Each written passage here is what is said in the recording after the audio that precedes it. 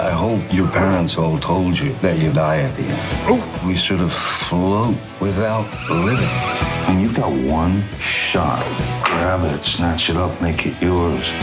Don't let a moment of it slip by. What's your gardener doing here? He's my emergency contact. See?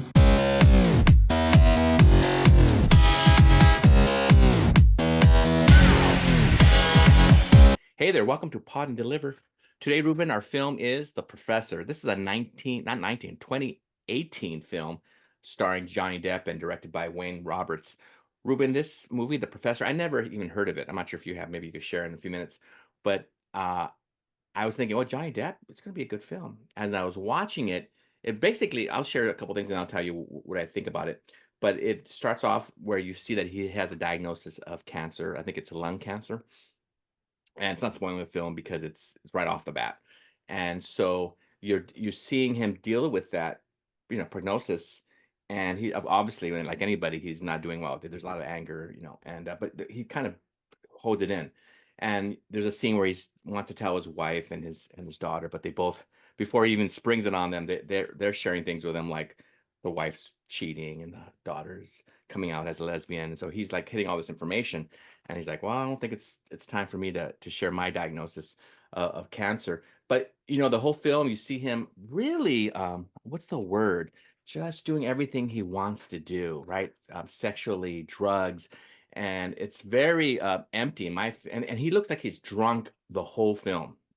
I think he is. I mean, not in real life, obviously, but his characters, he's just loaded the whole time, and really dealing with that prognosis. He has a friend, another teacher. He's a professor at this. It looks like the college. Ruben is at like maybe New England State. They really never give you the name of it, but it's back east somewhere.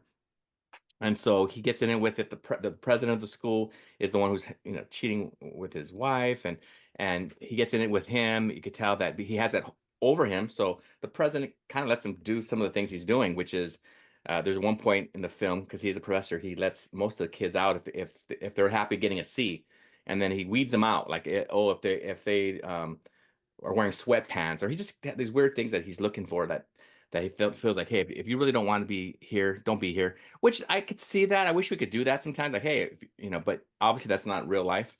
And so he does that, and then in the end, he has these 10 kids throughout the film. He's working with them. He's having them read a book, and then coming back to the class to share that book. And then he even tells them, give me one word of the book. And he could tell if they really got into it, they really understood it. And he felt like the books that I think he chose them. I know for sure the Moby Dick book he chose, but I think the others he might have as well. And it really wasn't clear. I will say this, I was not really happy with, I would like to have seen what he was like before the diagnosis, because he was not a good man. I mean, not a good man. He was all over the place after diagnosis. So I can't, I'll be honest with you, I cannot recommend the film. It's not a film I would want to see again. Now, as a teacher, he was somebody who was to them inspirational, because he was so free, and I think they liked that. The kids were like, wow, he's able to do everything. And then he could cuss, he could take marijuana, have marijuana in class. I mean, come on, it just seemed a little ridiculous. On one hand, I appreciate the idea behind live as though you were dying, or live as if it's the last day on earth. But instead of watching this movie, listen to the Tim McGraw song, live as you were dying. For sure. Do you know that song? Yeah, I've heard it before, and you're right though. That would be better. You know what inspired him? No, his dad. You know who his father was? Yeah, Tug McGraw. Yeah. Yeah. So when his father was dying of brain cancer, he thought about this, and so the lyrics are great. But I agree when you mentioned the idea of he decides to do the hedonistic lifestyle as if that's going to make him That's happy. it, hedonistic, yeah. He's married to this to this woman. You could tell they share a daughter, and you could tell it's not a strong marriage. And so their answer is, hey, you do whatever you want, I'll do whatever I want. And he turns to drugs, alcohol, sexual promiscuity. And some of us think that that's not the answer. That's actually going to make you more unhappy. That's going to take you to your grave faster. So I really hated that. And I appreciate some of his ideas around teaching. Um, I like that speech he gave to his students. Hey, if you're just here because you're after, I forget, he starts like that speech was interesting where he weeds Yeah. out the students and and it makes you think. I like that first part of the film better than the middle part where he's just exploring his fantasies. But because you start to, it forces you to think, how would I act differently if I knew I was dying? If I had this, diagnosis, um, this, circumstance, But don't and you agree it could have been a good film if they would have, focused on that.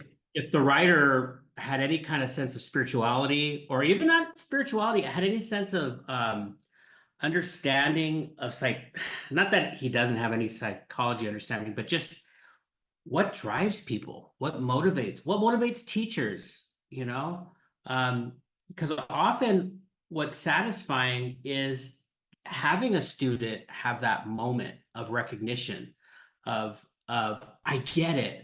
Or for English teachers, um, and I'm sure professors, it's introducing a student to poetry. So now this has nothing to do with the movie, but it kind of does. So last week, so I teach AP Lit, and in AP Lit, there's this idea that a lot of students struggle with poetry. It's hard to analyze. There's so much in poetry to understand and to look at. So I introduced them for the first time. So we're already in November. I introduced them for the first time to a poem by Langston Hughes, and we read it as a class. And I go, "Do you see this? Do you see that? Do you see this? Do you see this?" And they absolutely loved Langston Hughes. We didn't even read his best poem. We read, Which one did you read? Theme for English B. Oh, I don't think I read that one. Oh, you should read it. I It's love him too, so I'll read it. fantastic. It's fantastic. Okay. But the two or three students, at least two for sure, came up to me and said, "Mr. Aguilar, on your bookcase, there's no poetry." I go, "Well, I have poetry. I'll bring poetry." And I even ordered poetry books. The excitement of students discovering a writer, the significance, that gives us life. It's not in the drugs. He starts to smoke pot. I don't think he had done. Anyway, Right. no, I recommend this movie. No, yeah, I thought, it's funny. I know you were thinking how I felt about the film, and I was thinking about what you thought. And we never share our thoughts until we come here on the Pod and Deliver.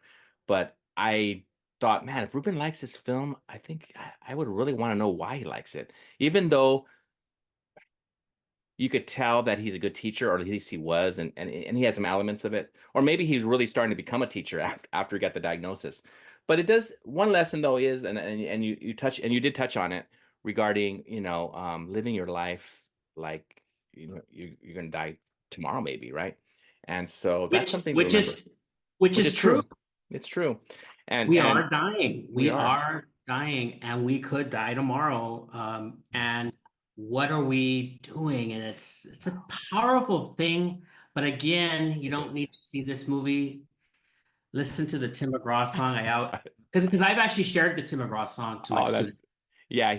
I didn't know that had to do with his father though. It makes sense now because I know who his father is. But yeah, thanks, Ruben, for sharing that. And you know what? For our audience, sometimes we recommend films, sometimes you don't. And yeah, we don't recommend this one as the two of us. But thank you for coming on to this podcast, and we hope you actually subscribe to our channel. And we hope to see you soon on this channel, Pod and Deliver. Have a good one. Bye bye.